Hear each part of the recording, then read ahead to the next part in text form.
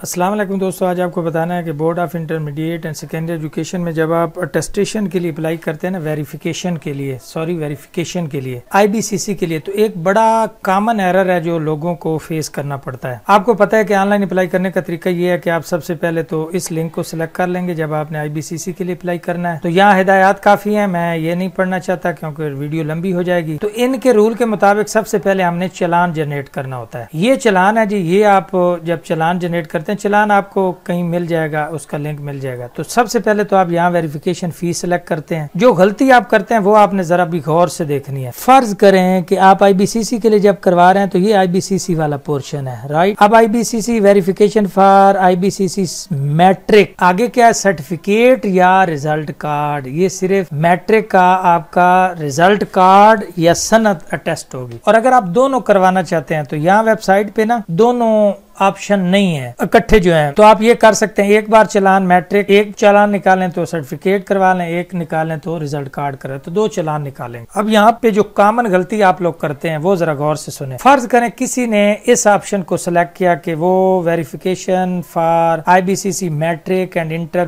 Both certificate and result card. اس کا مطلب یہ ہے کہ میٹرک کی سند، ایف اے کی سند اور دونوں بوتھ ریزلٹ یعنی دونوں سند بھی کروانا چاہتا ہے، دونوں ریزلٹ کارڈ بھی کروانا چاہتا ہے۔ تو یہ ڈاکومنٹ کتنے بنے؟ 4، میٹرک، انٹر سرٹیفکیٹ اور ریزلٹ کا 4 ڈاکومنٹ بنے۔ ایک ڈاکومنٹ کی فیس ہوتی ہے تقریباً 3100 روپے، تو آپ دیکھیے 12000 روپے بنے۔ کلیئر ہو گیا؟ اس کے علاوہ کوئی اور آپ نے اگر 7 ڈاکومنٹ کروانا ہو تو وہ آپ الگ سے کروا سکتے ہیں۔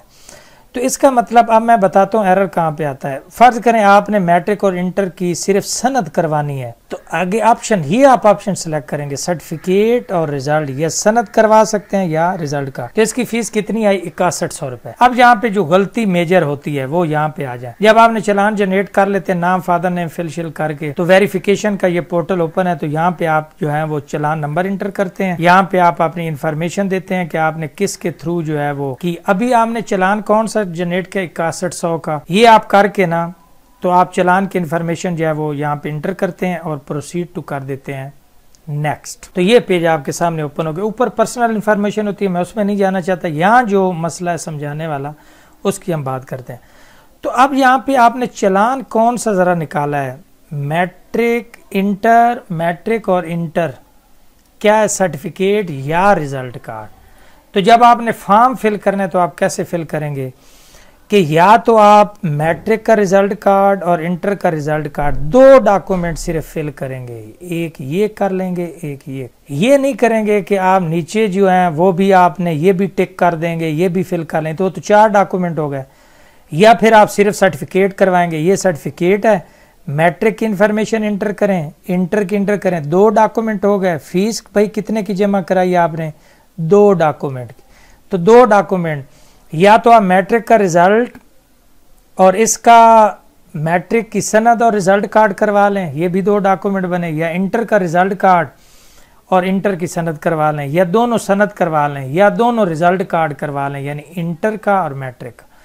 تو یہ بڑی مسٹیک ہوتی ہے کہ جب وہ کہتے ہیں کہ آپ کی اماؤنٹ جو جمع کرائی گئی ہے وہ کم ہے، تو یہ کامن ایرر آتا ہے۔ تو یہ بھی ایرر آتا ہے کہ آپ کے پاس سے مارکس جو ہیں وہ کم ہیں۔ اس طرح کے ایرر اسی وجہ سے آتے ہیں کہ آپ چلان کوئی اور جنریٹ کرتے ہیں اور یہاں پہ انفارمیشن کوئی اور فل کرتے ہیں۔ تو آپ نے ذہن میں رکھنا ہے کہ ایک ڈاکومنٹ کی فیس 3100 روپے ہے، تو اگر یہاں 12000 روپے آ رہی ہے تو اس کا مطلب کیا ہوگا؟ اب آپ 4 ڈاکومنٹ کروا سکتے ہیں، میٹرک کا ریزلٹ، انٹر کا ریزلٹ، میٹرک کی سند، انٹر کی سند۔ تو باقی بھی اگر آپ نے 9th کا ریزلٹ بھی کروانا ہے، یہ 4 ریزلٹ کارڈ آپ بے شک کروا لیں، تو 12000 میں یہ 4 ریزلٹ ہو جائیں گے، نہیں تو 2 ریزلٹ کروا لیں، 2 سرٹیفکیٹ کروا لیں۔ تو اس طرح آپ نے اس ایرر کو تھوڑا سمجھنا ہے۔